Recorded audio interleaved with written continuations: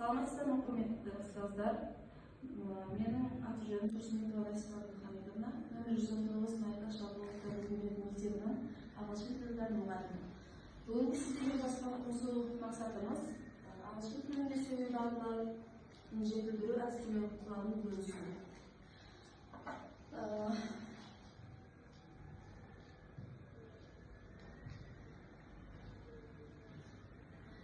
Біздің әдістемелік құралдың мақсаты ағылшын тілінде сөйлеу дағдыларын жетілдіру әдістерін ұсыну, оқушылар мен студенттердің қарым-қатынас жасау қабілетін дамыту және көпшілік ортада өзіне сенімділігін арттыру. Бұл әдістемелік құралымыздың маңыздылығы студенттер мен оқушылардың тиімді оқу материалдарын ұсыну арқылы олардың ағылшын тілінде тиімді сөйлеу қабілетін жақсарту. Тілдік қағидаларды жетілдіру арқылы оқушылар халықаралық емтихандарға, шетелдік оқу бағдарламаларына және кәсіби ортадағы қарым-қатынасын дайындалады. Қазіргі заманғы білім беру жүйесінде бүгінгі әдістемелік құралдың маңыздылығы студенттер мен оқушыларға тиімді оқу материалдарын ұсыну арқылы олардың ағылшын тілінде сөйлеу қабілетін жақсарту. Тілдік дағдыларды жетілдіру арқылы оқушылар халықаралық емтихандарға, шетелдік оқу бағдарламаларына және кәсіби ортадағы қарым-қатынасқа дайындалу. Қазіргі заман білім беру жүйесіндегі шет тілін меңгеру, оның ішінде ағылшын тілін сөйлеу өте көп маңыздылыққа ие. Қазіргі таңда білім беру жүйесінде шет тілін меңгеру, әсіресе ағылшын тілінде сөйлеу дағдыларын жетілдіру басты міндеттердің бірі. Ғаламдық интеграция халықаралық байланыстардың кеңеюі, ақпараттық технологиялардың қарқынды даму ағылшын тілін меңгеруді қажеттілікке айналдырды. Ағылшын тілінде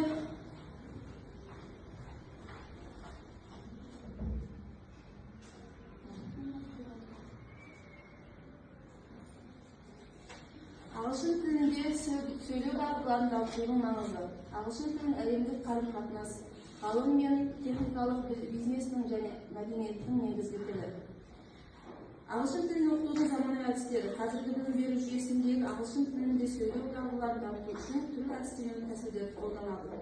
Біріншісі, коммуникативтік әдіс, оқушыларды шынайы өмірдегі қарым-қатынасқа дайындауға бағытталған. Екіншісі, интерактивті оқыту, рөлдік ойындар, пікірталастар, топтық жұмыстар арқылы тілдер белсенді қолданады. Жобалық оқыту, оқушылардың шығармашылық қабілеттерін дамыту және тілдік практикалық тұрғыда қолдану. Ал төртіншісі, ақпараттық технологияларды пайдалану, онлайн платформалар, мобильдік қосымшалар, мультимедиалық материалдар арқылы оқыту. Ағылшын тілін үйрену маңыздылығы әлемдік өркениетке ілесе біздің мемлекетіміздің халықаралық деңгейде әр салада түбегейлі өзгерістер енгізу, достық, ынтымақтастық қатынастар орнату, шет тілінің маңыздылығын арттырып отыр. Шетел тілін үйрене отырып, оқушы өз білімін шыңдайды, басқа ел туралы кең көлемді мағлұматтар алады және де салт дәстүр мәдениетін үйренеді. Ағылшын тілінің сізге қажетті жайлы және оның білудегі артықшылықтарын таныс болыңыздар. Еңбек нарығындағы бағамыздың өсуі. Қазіргі заманда жұмысқа алатын кезде кез келген маманның ағылшын тіліндегі деңгейін міндетті түрде сұрайды. Егер сіз ағылшын тілін жетік білген маман болатын болсаңыз, сізге болған сұраныс жоғары болады. Сондықтан да нағыз білікті маман болғыңыз келсе, ағылшын тілін бүгіннен бастап үйреніңіз. Бізде әдістемелік құралымызда жазғанымыздай сіздерге өте қажет болатын әдіс тәсілдер туралы айтып өтейін.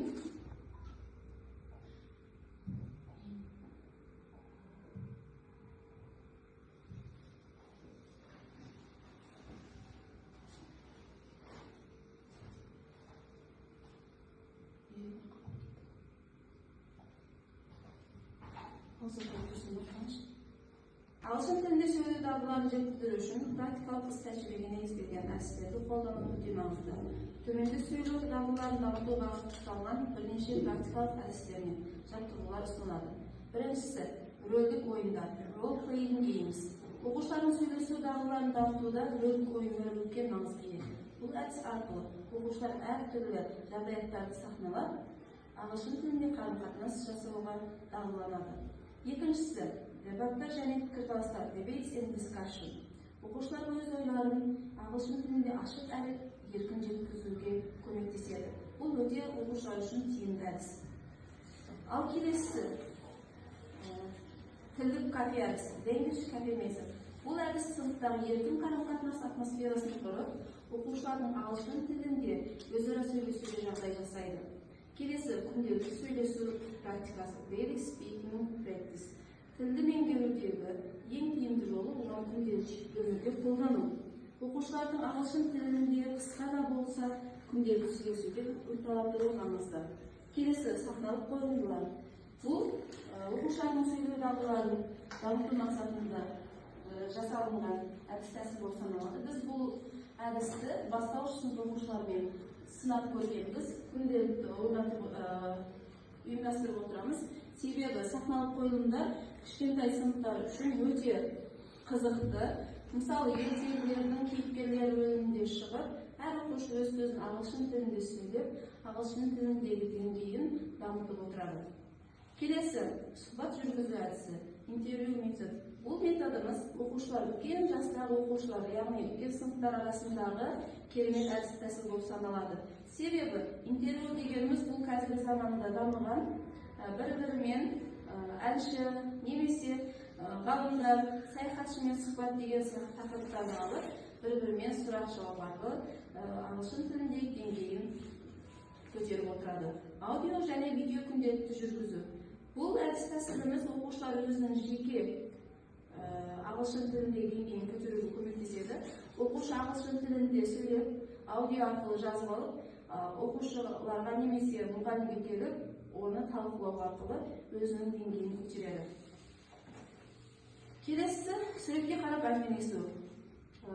Кез келген сабағымызға байланысты, кез келген тақырыбымызға байланысты суреттерді тақтаға немесе интернет тақта арқылы суреттерді экранға шығарып, оқушыларға ағылшынша және қазақша айтылуын үйретіп, сол арқылы оқушыларды қызықтыруға болады. Және де есте сақтау қабілеті суретке қарай арта түседі.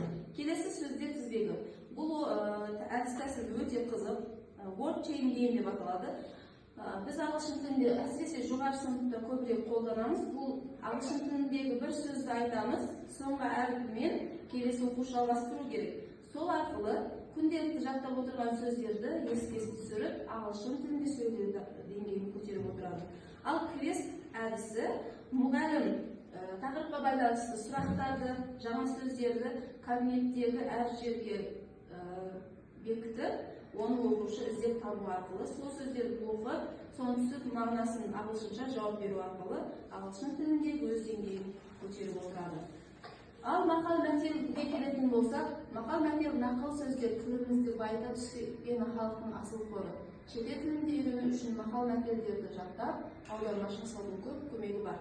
Біз әр сабағымызда мақал мәтелге байланысты тақырыптар болатын болса, міндетті түрде қазақша және ағылшын тіліндегі мақал мәтелдерді оқушыларға үйретіп отырамыз. Сол арқылы біз оқушыларды тәрбиелейміз, және де кез келген тақырыпқа байланысты осындай мағынасы терең сөздерді үйрену арқылы оқушылар тәрбиеге де баулаймыз. Әрі қарай